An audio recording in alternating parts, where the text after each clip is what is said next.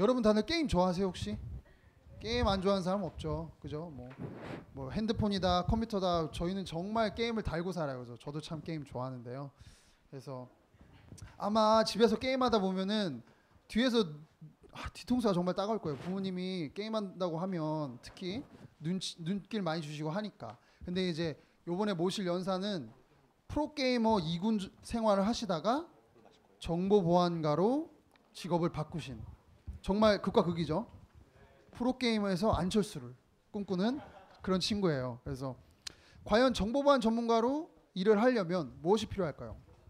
뭐 컴퓨터 자격증, 뭐 아니면 해박한 컴퓨터 지식, 뭐 그런 게 있을 수도 있고 없을 수도 있어요. 그래서 한번 그 친구의 얘기를 한번 들어보려고 해요. 그래서 꿈은 변한다, 나도 변한다. 이동현 군입니다. 박수 맞아주세요.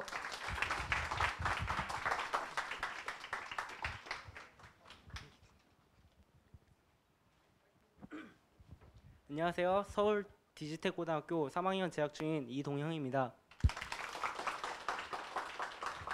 여러분들 혹시 게임 좋아하시나요? 네. 저희 학교 e스포츠실과 게임 기능실 앞에서 제가 찍은 사진인데요. 저도 정말 게임을 좋아합니다. 그리고 또 남자라면 한 번쯤 생각해봤을 프로게이머는 제 중학교 시절 제 꿈이었는데요. 그리고 저는 제가 e스포츠실에 들어가기 위해서 수많은 노력들을 했는데 지금 이 이야기를 길게는 10분에서 짧게는 한 12분 정도의 발표 정도 해드릴 생각입니다. 저는 일단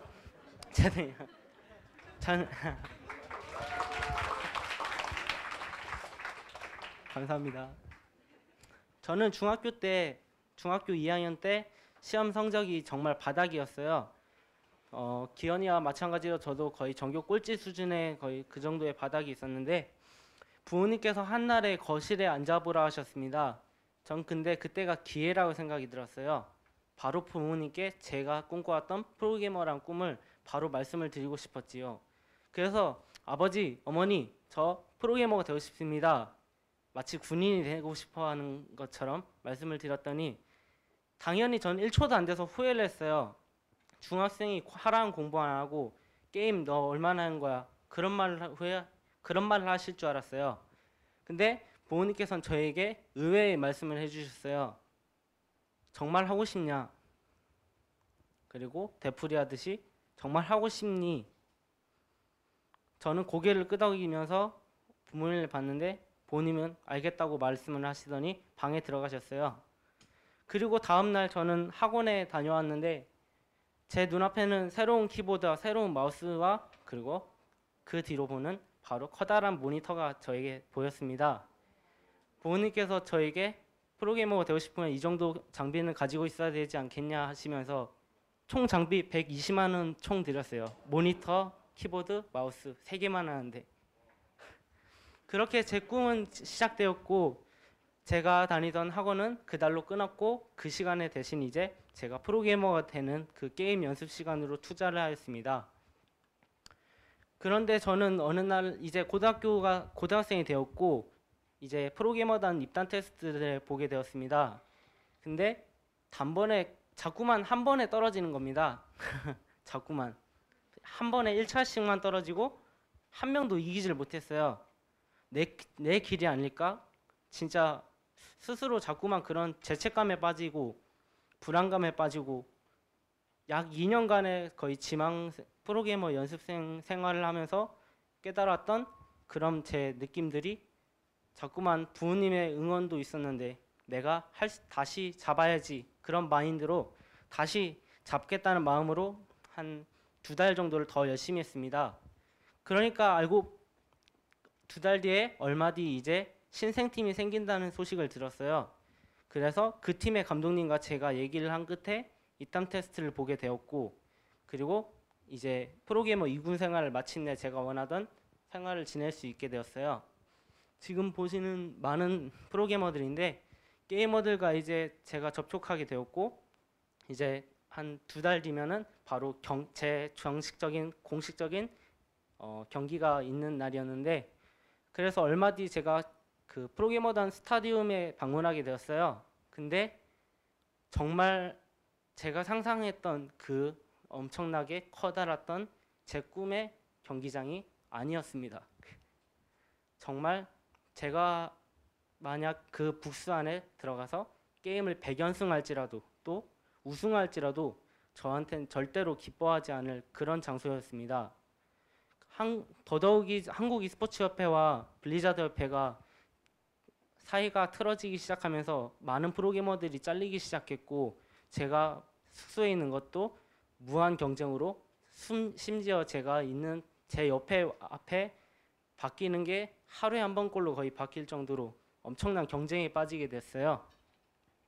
그래서 전 고민에 또 고민을 빠졌습니다. 숙소 침대에 누워서 아프단 핑계로 잠깐 누워서 내가 3년간의 어떤 노력을 한 거지? 내가 왜 게임을 했을까? 계속 고민에 빠졌습니다.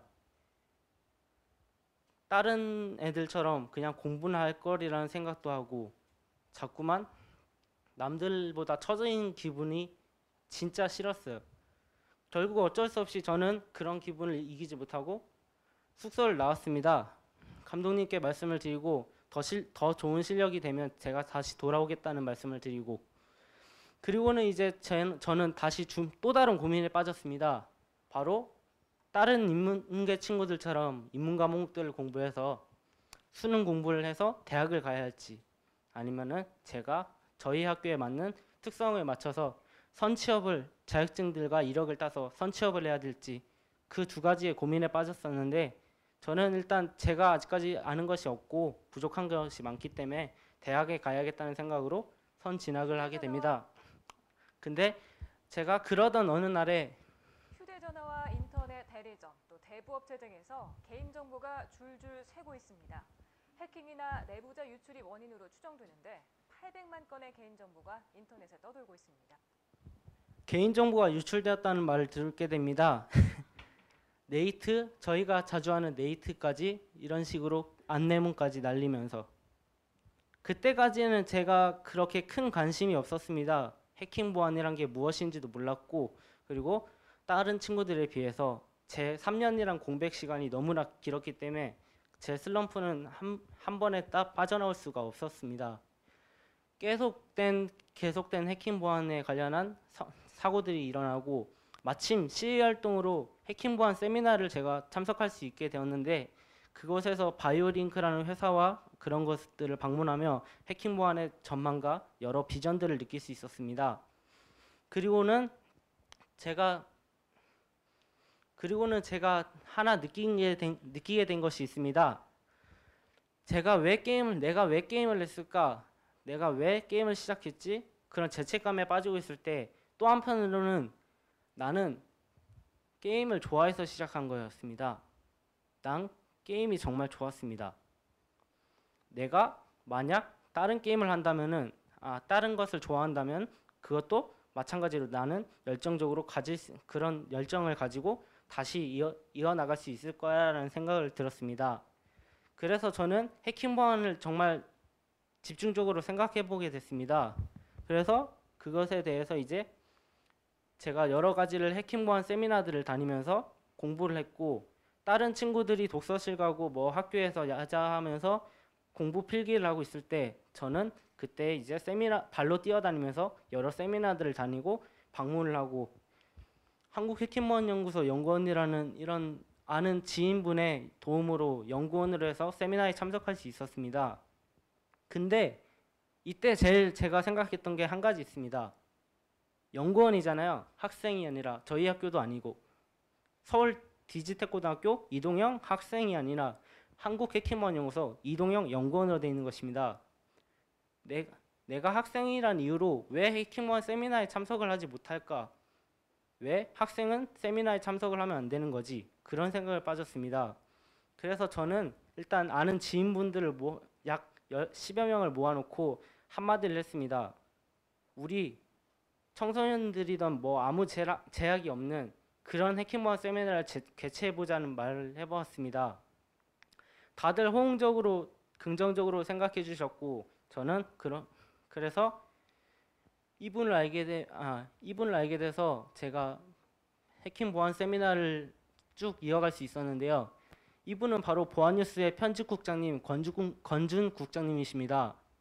권준 국장님께서는 저희가 어떤 식으로 세미나를 개최해야 되는지 또 시간이며 장소며 여러 가지들을 다 이야기해 주시고 끝으로 홍보까지 보안뉴스의 한 자락에 제 해킹보안 관련한 세미나 개최 사실을 한 자락에 실어주셨습니다. 그래서 저는 어찌어찌해서 2013년 1월 20일 마침내 100여 명이 넘는 해킹보안 세미나를 개최할 수 있었고 여러 사람들 앞에서 저는 개인정보보호법 확실히 알기라는 발표를 주제를 갖고 얘기하였습니다.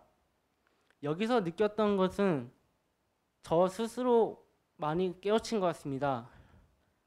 저는 프로게이머라는 꿈에서 미지의 정보보안 전문가라는 꿈으로 변해했습니다.